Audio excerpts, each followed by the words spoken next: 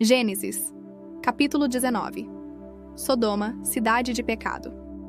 Estava anoitecendo quando os dois anjos chegaram a Sodoma. Ló estava sentado perto do portão de entrada da cidade. Quando viu os anjos, levantou-se e foi recebê-los. Ajoelhou-se, encostou o rosto no chão e disse: Senhores, estou aqui para servi-los. Por favor, aceitem o meu convite e venham se hospedar na minha casa. Os senhores podem lavar os pés e passar a noite ali. Depois se levantarão bem cedo e continuarão a sua viagem. Eles disseram: Não, nós vamos passar a noite na praça. Mas Ló insistiu tanto que eles aceitaram e foram com ele para a sua casa. Ló mandou preparar um bom jantar e assar pães sem fermento. E os visitantes jantaram. Mas antes que eles fossem dormir, todos os homens de Sodoma, tanto os moços como os velhos, cercaram a casa. Eles chamaram Ló e perguntaram: Onde estão os homens que entraram na sua casa esta noite? Traga-os aqui fora para nós, pois queremos ter relações com eles. Ló saiu para falar com os homens. Ele fechou bem a porta e disse: Por favor, meus amigos, não cometam esse crime. Prestem atenção. Tenho 2 filhas que ainda são virgens. Vou trazê-las aqui fora para vocês. Façam com elas o que quiserem. Porém, não façam nada com esses homens, pois são meus hóspedes, e eu tenho o dever de protegê-los. Mas eles responderam: Saia da nossa frente. E diziam uns aos outros: Esse homem é estrangeiro e quer mandar em nós. Depois, virando-se para Ló, disseram: Pois agora vamos fazer com você pior ainda do que íamos fazer com os seus hóspedes. Os homens de Sodoma se atiraram contra Ló e chegaram perto da porta para arrombá-la. Mas os visitantes pegaram Ló e o puxaram para dentro da casa e fecharam a porta. Em seguida, eles fizeram que os homens, tanto os moços como os velhos, que estavam do lado de fora, ficassem cegos, e assim não conseguiram encontrar a porta. Então os visitantes disseram a Ló: Tem mais gente sua aqui? Pegue os seus filhos, as suas filhas, os seus genros e outros parentes que você tiver na cidade e tire todos daqui, pois nós vamos destruir este lugar.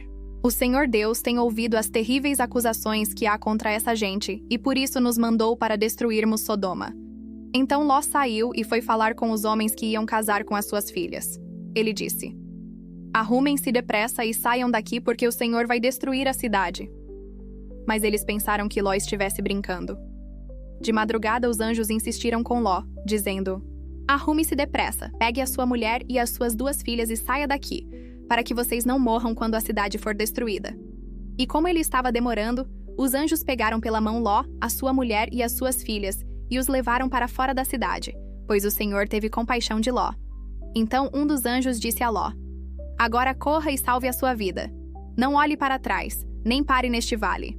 Fuja para a montanha, senão você vai morrer. Mas Ló respondeu: Senhor, não me obrigue a fazer isso, por favor. O Senhor me fez um grande favor e teve pena de mim, salvando a minha vida. Mas a montanha fica muito longe daqui, e a destruição vai me alcançar e acabar comigo antes que eu chegue lá. Está vendo aquela cidadezinha ali? Ela fica perto. Deixe que eu fuja para lá a fim de salvar a minha vida. Veja que é uma cidade bem pequena. Então o anjo disse: Está bem, concordo. Eu não destruirei aquela cidade. Agora vá depressa, pois eu não poderei fazer nada enquanto você não chegar lá. Ló tinha dito que a cidade era bem pequena, e por isso ela recebeu o nome de Zoar. A destruição de Sodoma e de Gomorra. Ló chegou a Zoar depois que o sol já havia saído. De repente, lá do céu, o Senhor Deus fez chover fogo e enxofre sobre Sodoma e Gomorra. Ele destruiu essas 2 cidades, e também todo o vale e os seus moradores, e acabou com todas as plantas e árvores daquela região. E aconteceu que a mulher de Ló olhou para trás e virou uma estátua de sal. No dia seguinte, Abraão se levantou de madrugada e foi até o lugar onde havia falado com Deus, o Senhor. Abraão olhou na direção de Sodoma, de Gomorra e de todo o vale, e viu que da terra subia fumaça, como se fosse a fumaça de uma grande fornalha. Foi assim que Deus destruiu as cidades do vale.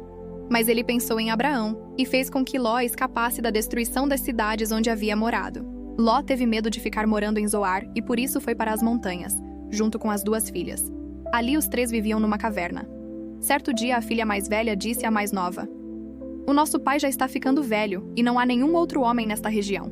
Assim não podemos casar e ter filhos, como é costume em toda parte. Venha cá, vamos dar vinho a papai até que fique bêbado. Então nós nos deitaremos com ele e assim teremos filhos dele. Naquela mesma noite elas deram vinho ao pai, e a filha mais velha teve relações com ele. Mas ele estava tão bêbado que não percebeu nada. No dia seguinte, a filha mais velha disse à irmã: Eu dormi ontem à noite com papai. Vamos embebedá-lo de novo hoje à noite, e você vai dormir com ele.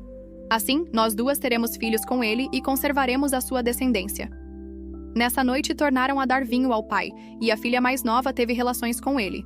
De novo, ele estava tão bêbado que não percebeu nada. Assim, as duas filhas de Ló ficaram grávidas do próprio pai. A mais velha teve um filho, a quem deu o nome de Moabe. Ele foi o pai dos moabitas de hoje. A mais nova também teve um filho e pôs nele o nome de Ben-Ami. Ele foi o pai dos amonitas de hoje.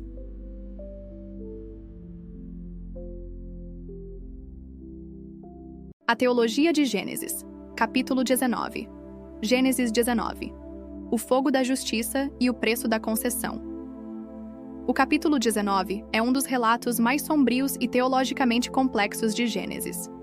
2 anjos chegam a Sodoma ao anoitecer, e Ló, sentado à porta da cidade, sinal de autoridade cívica, insiste para que hospedem em sua casa. A cena que se segue é de horror grotesco. Homens de Sodoma, de todas as idades, cercam a casa exigindo que Ló entregue os visitantes para relações sexuais. A resposta de Ló é chocante. Oferece suas 2 filhas virgens à multidão. Este acto revela o custo da assimilação. O sobrinho de Abraão, que outrora escolheu as planícies bem regadas, agora internalizou os valores distorcidos de Sodoma a ponto de sacrificar sua própria família para proteger o código de hospitalidade. Os anjos cegam a multidão e revelam a Ló o propósito divino: destruiremos este lugar. A fuga é ordenada, mas Ló debate com eles como se negociasse com vizinhos.